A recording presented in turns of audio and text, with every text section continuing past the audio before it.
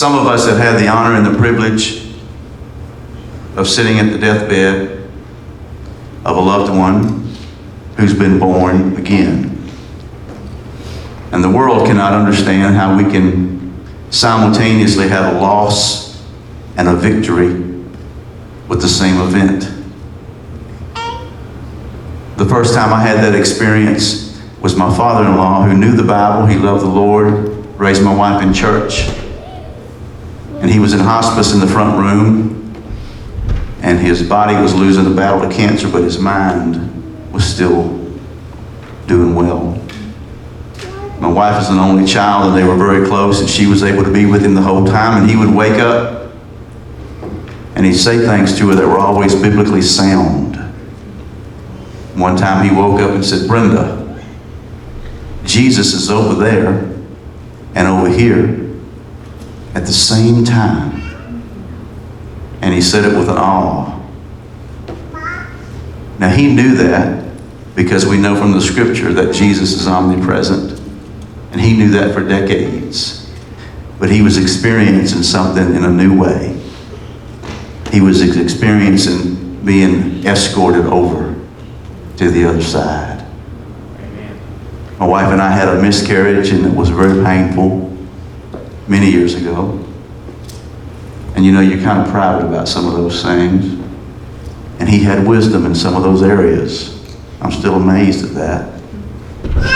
And one time he woke up and said, "Brenda, it's beautiful over there. Why don't you go with me?"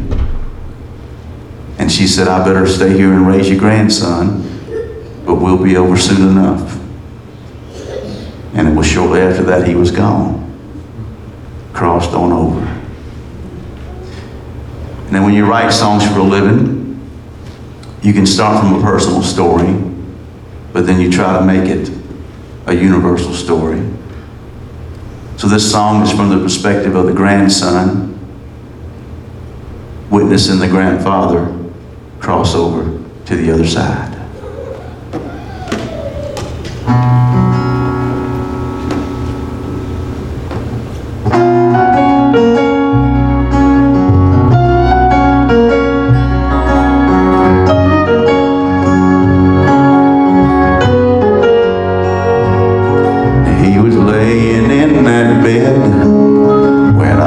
Myself in. He said, "Tell your grandma hi, boy," with a big old grin.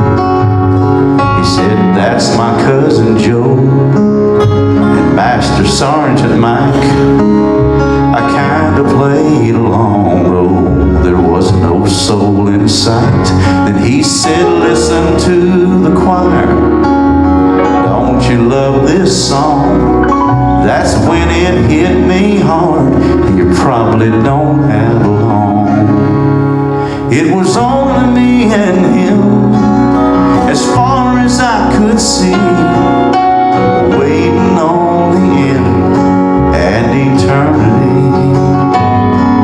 It was written on his face, there was no doubt in his faith that even Jesus would be coming soon to that little crowded room.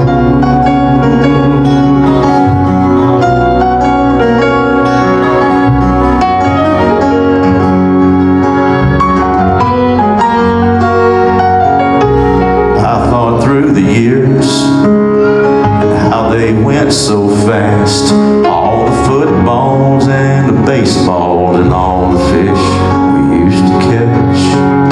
He asked me what was wrong when he saw me hang my head. Then he said, "Y'all, please make some room here for my grandson on this bed." He put his hand on my shoulder, said, "This old world ain't all there is."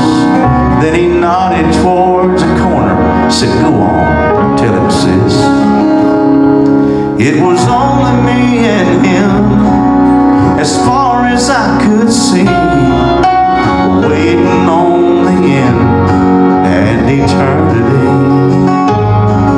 It was written on his face, there was no doubt in his faith that even Jesus would be coming soon to that little crowded room.